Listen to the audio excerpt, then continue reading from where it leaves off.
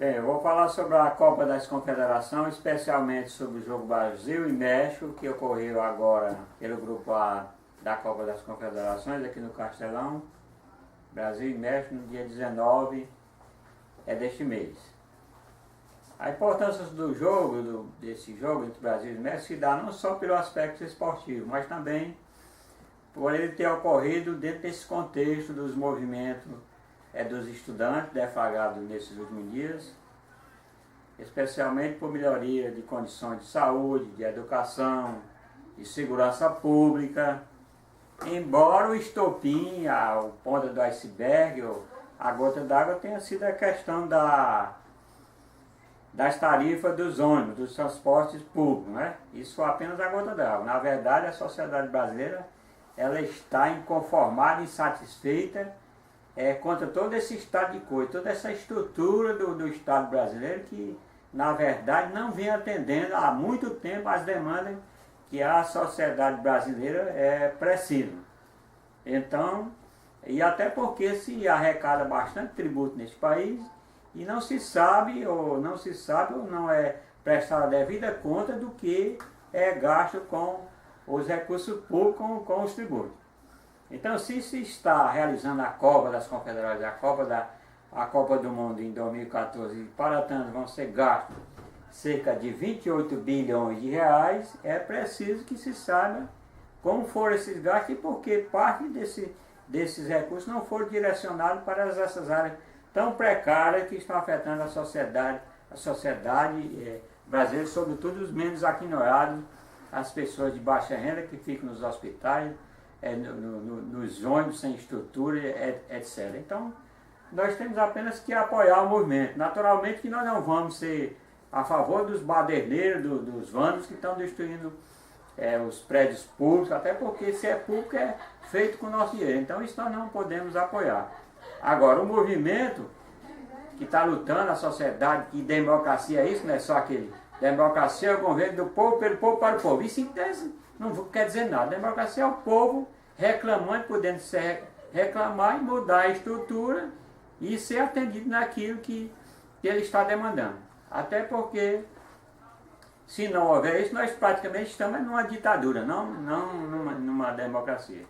Então eu que já estou numa idade certa avançada e que vendo toda essa juventude nesse movimento, só temos que apoiar. Até porque já passamos do cabo das tormentas, digamos assim, temos que dar apoio aos jovens, até porque são eles o futuro do Brasil. Então nós esperamos que esse movimento deflagre uma mudança da estrutura da sociedade brasileira e que tenhamos um futuro melhor para o nosso país. Então nós temos apenas que apoiar o movimento direcionado no sentido de melhorar as condições da sociedade brasileira, tá? Dessa instituição carcomida que estão aí.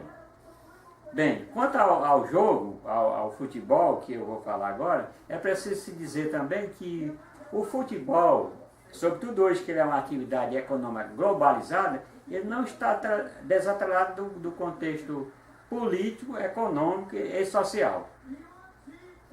Basta dizer que a Copa de 30, a primeira Copa realizada no Uruguai, que está passando aqui na TV, ela foi realizada dentro desses três contextos, político, econômico e social. À época, a Europa estava em crise com a crise mundial. A maioria dos países europeus não podia realizar a Copa. E o Uruguai, aqui na América do Sul, aquele pequeno país lá no sul da América do Sul, naturalmente, com a economia pujante, pôde realizar a Copa, porque tinha uma economia pujante, uma economia em ascensão, tá? E pôde realizar o torneio, o primeiro de 1930. Esse é o aspecto econômico. Uma crise e a pujança da economia uruguaia, apesar de ser um pequeno país com 2 milhões e poucas mil pessoas. E o aspecto esportivo. O Uruguai tinha sido campeão das Olimpíadas de 24 em Paris e de 28 em Amsterdã. Então, pelo aspecto futebolista, apesar de ser um pequeno país, se credenciava por esses dois aspectos. Ter realizado as duas Olimpíadas e ser bicampeão mundial do futebol olímpico. E o terceiro, o político.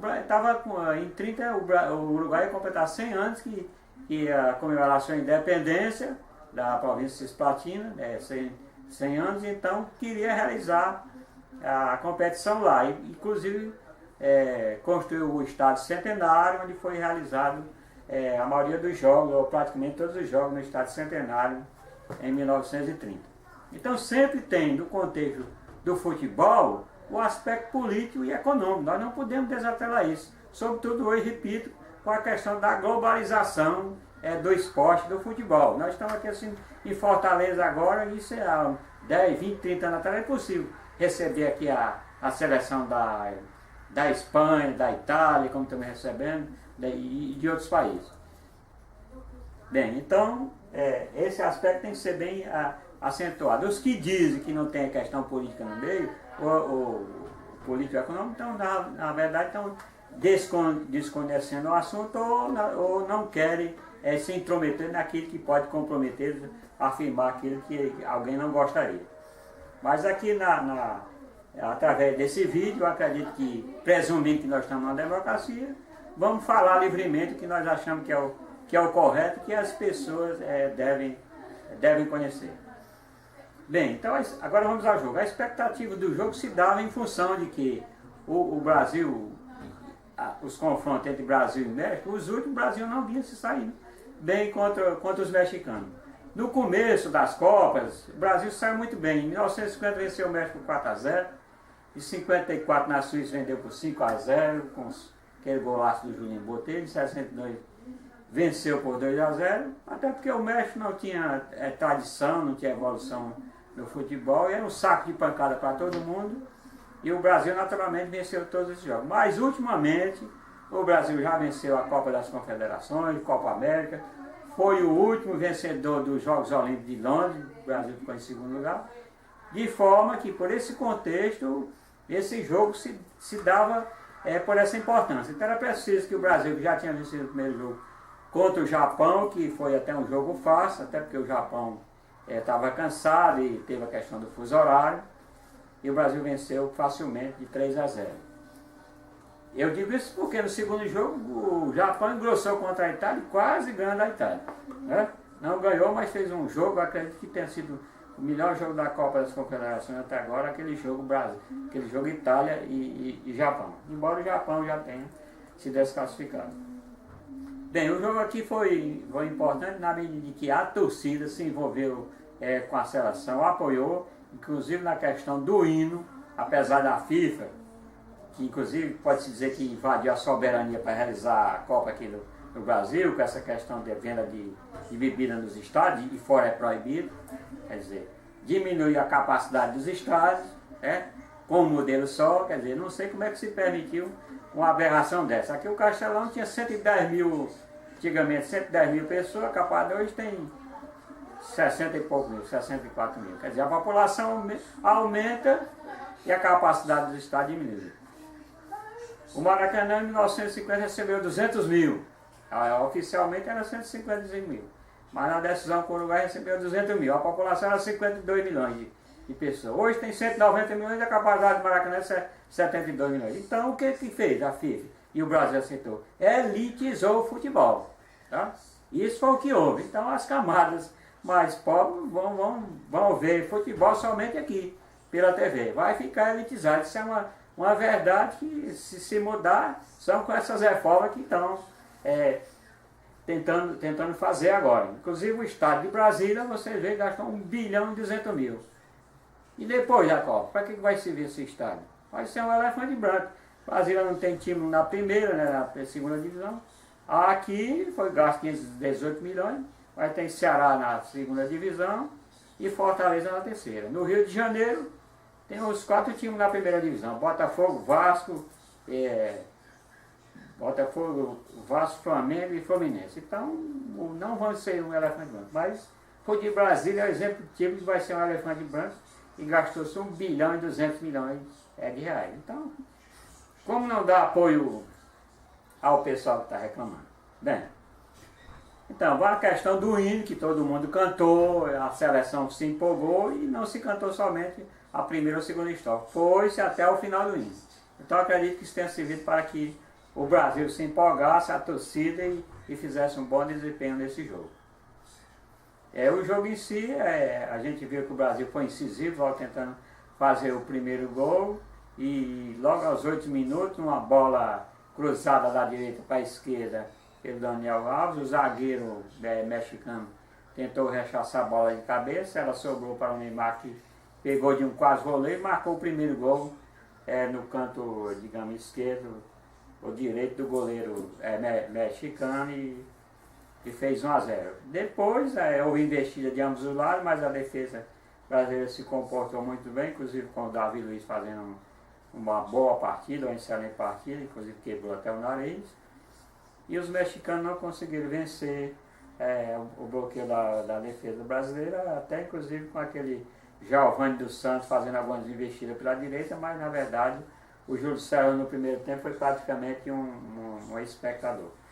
No segundo tempo, naturalmente, se o México iria prosseguir na competição, ele deveria vir mais incisivo, tentando atacar mais o Brasil para tentar fazer empatar, ou se fosse o caso, vencer e prosseguir na competição. Mas o que se viu no caso foram algumas investidas, foram rechaçadas todas pela defesa brasileira, e alguns jogadores não foram bem, como o próprio Fred, que foi substituído, o Oscar também não se saiu bem, mas no final do segundo tempo, já com o Fred substituído e o João em campo, o jogo do Atlético Mineiro, uma bola lançada por Neymar pelo lado esquerdo, ele sendo policiado por dois zagueiros mexicanos, de forma inteligente, passou a bola por baixo das pernas do zagueiro mais próximo da linha e passou no meio dos dois. E lá na frente, embora tivesse outro zagueiro, ele conseguiu fazer o lançamento para o jogo que vinha encostando e só fez tocar na bola para dentro do gol. 2-0, quer dizer, todo mundo ficou feliz, a seleção,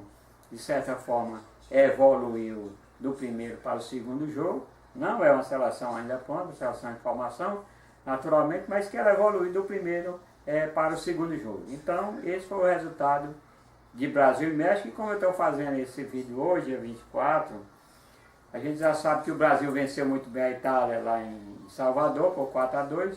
Foi o primeiro do grupo A, e vai enfrentar o Uruguai, que foi o segundo do grupo B.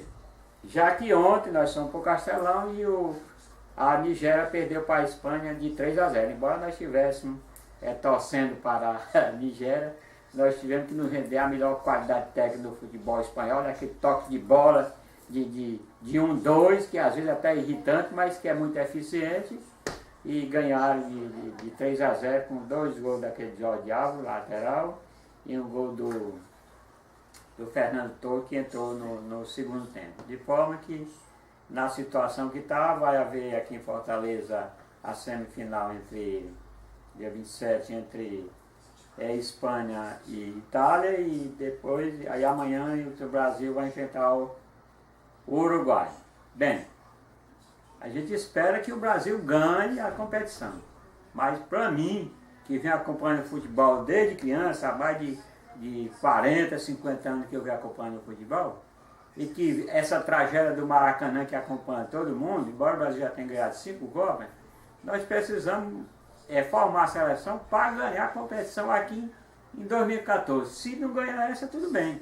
O importante é formar a boa seleção para que em 2014 nós formamos uma boa seleção e ganhamos o título aqui dentro. É isso que nós esperamos.